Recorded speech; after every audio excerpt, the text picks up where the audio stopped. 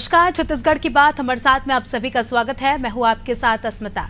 आज बात रेलवे पर होती तकरार की। छत्तीसगढ़ के मुख्यमंत्री भूपेश बघेल ने करीब 1 महीने पहले प्रधानमंत्री नरेंद्र मोदी को पत्र लिखा और पत्र में रेलवे की लेट लतीफी और सेवा की गुणवत्ता का मुद्दा उठाया था। बघेल का कहना था कि ट्रेनों के लेट होने का असर राज्य की अर्थव्यवस्था पर पड़ रहा है और रेलवे की विश्वसनीयता पर भी प्रश्न चिन्ह लग रहा है।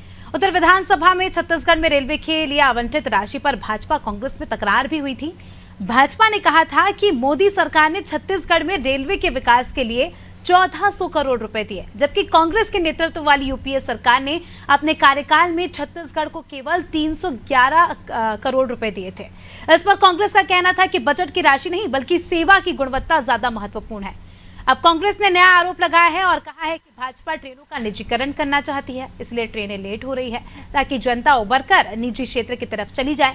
इस पर पलटवार करते हुए भाजपा ने कांग्रेस को विकास विरोधी बताया है और कहा कि विकास कार्यों के कारण ट्रेनों में व्यवधान आ रहा है। चुनावी वर्ष में रेलवे को लेकर छत्तीसगढ़ में इतना घमासान क्यों है, ये जानने की कोशिश करेंगे, लेकिन पहले सुनते हैं इस बारे में कुछ प्रतिक्रियाएं। भारतीय जनता पार्टी ट्रेनों को निजीकरण करने का साजिश रच रही है। लगातार छत्तीसगढ़ से गुजरने वाली ट्रेनों को रद्द किया जा रहा है, देश भर की ट्रेनों को रद्द किया जा रहा है। ये ऐसा इसलिए किया जा रहा है कि ताकि ट्रेनों से जनता ऊब जाए और बाद में उसको अपने उद्योगपति मित्रों को हवाले करें। आम आदमी पार्टी लगातार इस मुद्दे को उठाते आई है और बिलासपुर जोन भारत देश का सबसे ज़्यादा राजस्व देने वाला जोन है, लेकिन लगातार बिलासपुर जोन की उपेक्षा की जा रही है। आप बिलासपुर जोन का अंदाजा इस बात से लगा सकते हैं कि नागपुर रेल मंडल जो है वो तक बिलासपुर जोन के अंदर आता है, लेकिन अदानी के ट्रेन चलाने के कारण यहाँ की लगातार ट्रेनों को रद्द किया जा रहा है। और सबसे जो विचारणीय प्रश्न है वो ये है कि केंद्र में 9 सांसद भाजपा के यहाँ से प्रतिनिधित्व करते हैं, लेकिन एक भी सांसद इस संबंध में मांग उठाने के लिए तैयार नहीं है। भारतीय जनता पार्टी चलिए, इसी के साथ इस मुद्दे पर चर्चा करने के लिए हमारे साथ कुछ खास मेहमान जुड़ चुके हैं। आपसे उनका परिचय करा देती हूँ। हमारे साथ रुपेश दुबे जी जुड़ चुके हैं, जो कि प्रवक्ता है कांग्रेस के। राहुल टिकरिया जी हमारे साथ बीजेपी से जुड़ चुके हैं। साथ ही हमारे साथ आपसे सूरज उपाध्याय जी जुड़ चुके हैं और गंगेश द्विवेदी जी वरिष्ठ पत्रकार हमारे साथ जुड़ चुके हैं। सभी मेहमानों का बहुत बहुत स्वागत करती हूँ नादी टीवी पर। सबसे पहला सवाल राहुल जी आपसे। चुनावी समय है राहुल जी, लगातार ट्रेनें रद्द हो रही है। कांग्रेस का कहना है, मुख्यमंत्री भूपेश बघेल का कहना है कि कई पत्र लिखे गए,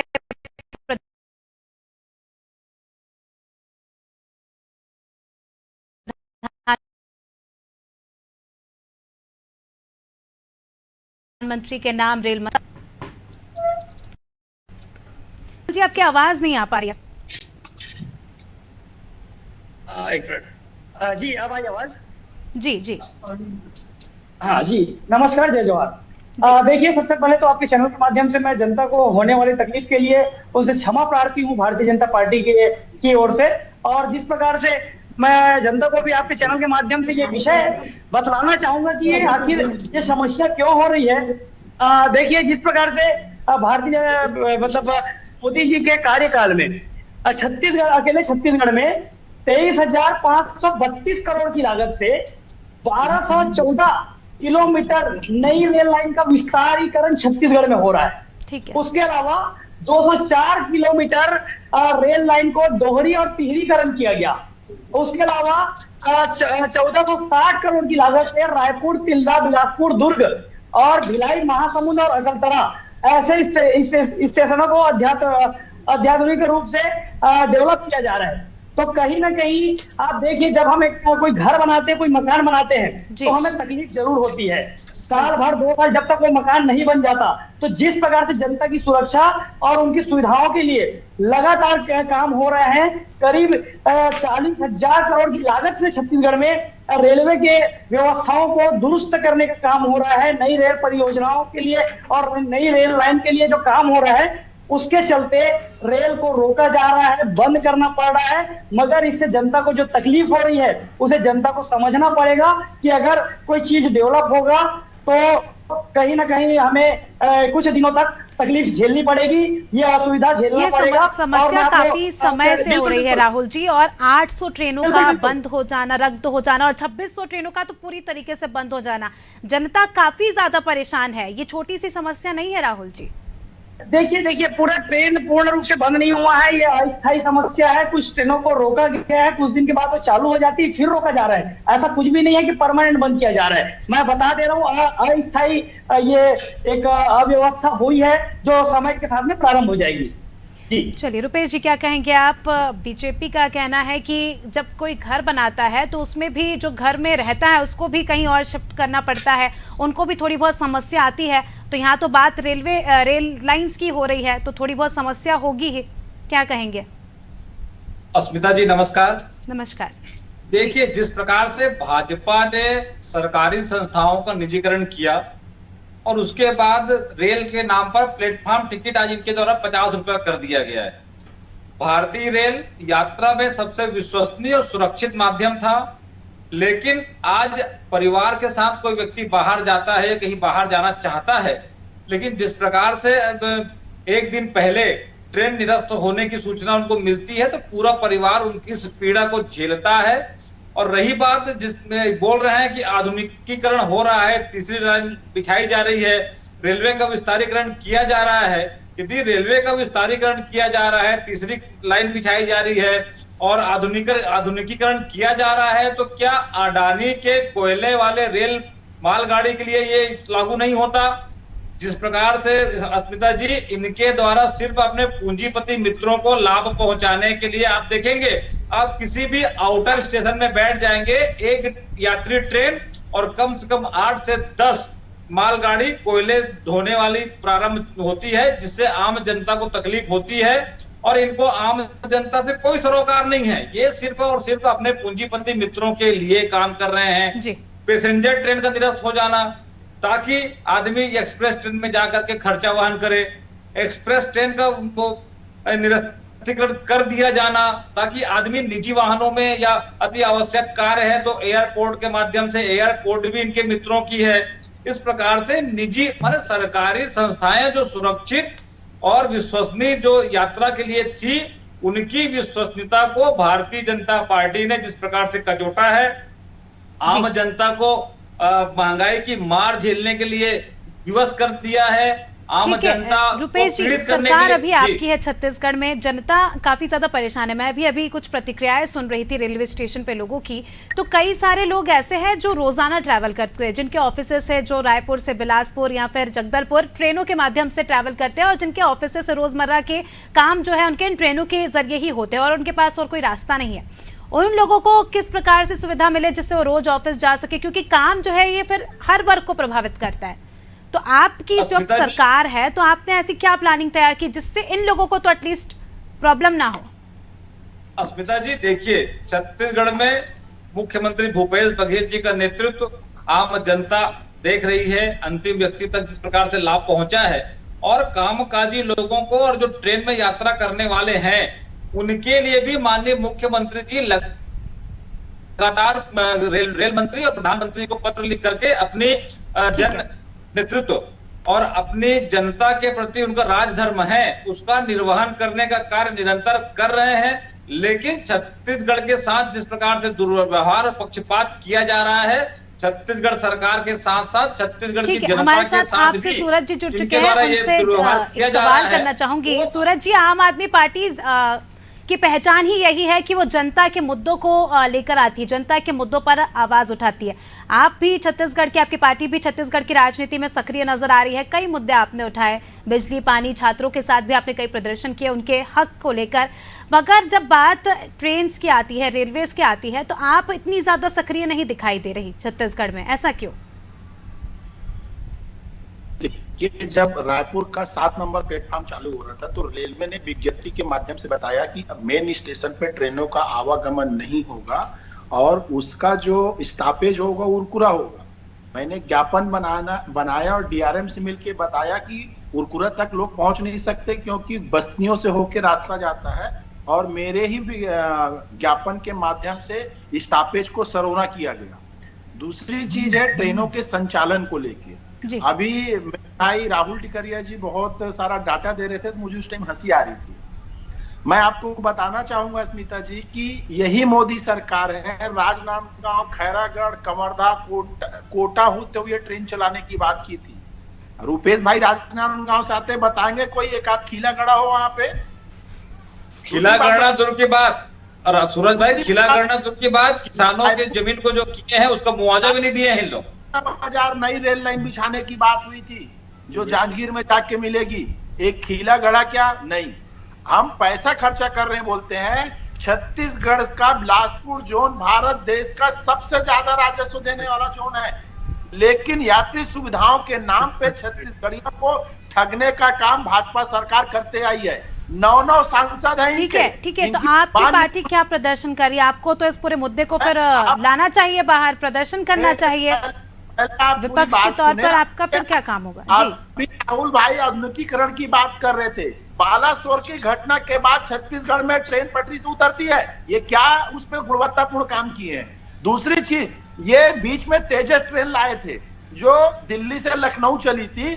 उसका एक पैटर्न था कि अगर गाड़ी लेट होती है तो 100 रुपया पर घंटा तेजस के यात्रियों के दिया जाएगा। मैं देश की जनता के माध्यम से मोदी जी से पूछना चाहता हूं कि वो ट्रेन की पटरी किसकी है, वो रेलवे स्टेशन किसका है, वो गार्ड किसके हैं, वो सिग्नल किसके हैं? तुम कौन होते हो 100 रुपया घंटा देने वाला? इसका सीधा मतलब है कि किसी राजधानी एक्सप्रेस को, किसी शताब्दी एक्सप्रेस को, किसी दुरंतो को ट्रेन को लेट करके तेजस को निकाला जाएगा और भारतीय जनमानस में ये ठीक है, इसका जवाब लेने की कोशिश करेंगे सूरज जी। मगर हमारे साथ हमारे वरिष्ठ पत्रकार गंगेश द्विवेदी जी हैं, उनसे मैं इस प्रॉब्लम का सलूशन जानने की कोशिश करूंगी, क्योंकि इस पर बहस करने से तो कुछ नहीं होने वाला। गंगेश जी, आपने सभी की प्रतिक्रियाएं सुनी।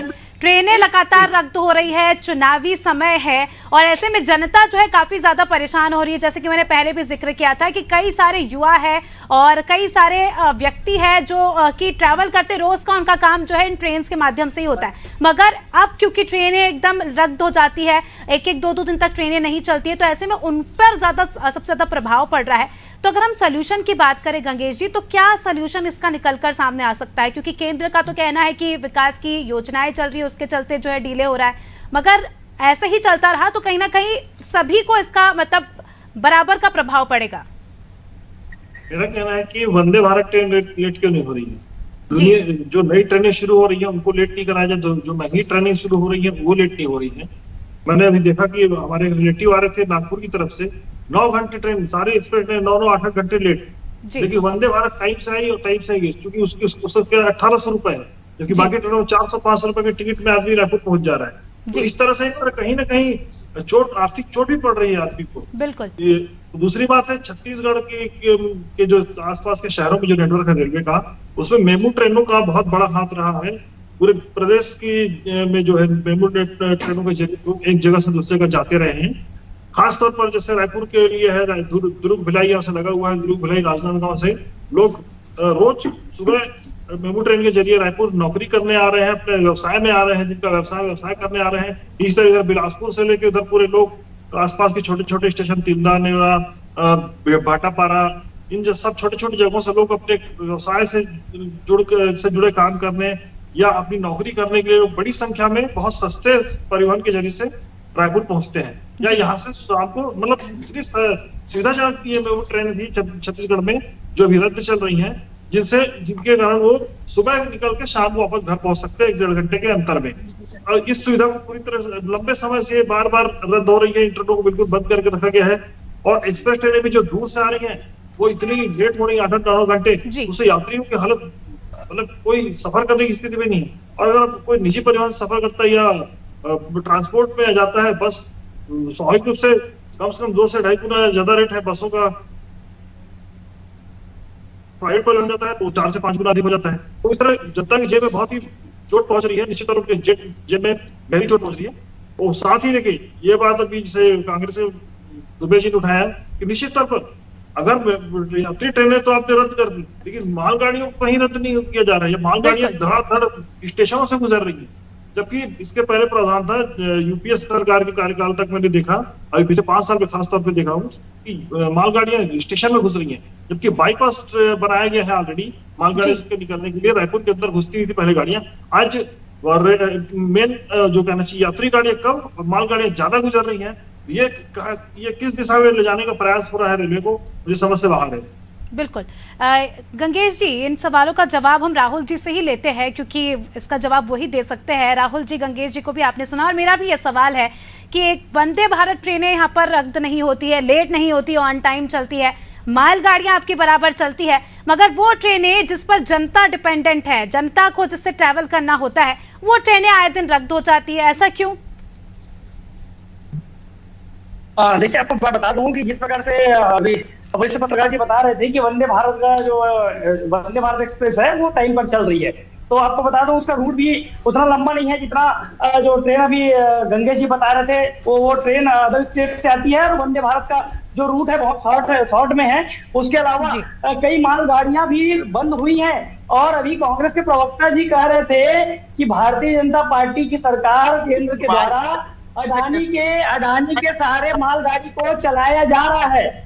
सूरज भैया मोला पता तुमने कांग्रेस तो आपके जो पार्टी है दोनों सहयोगी आओ थोड़ी मैं अभी कांग्रेस के पार्टी संग बात कर रहा था, थोड़ी सुन लो।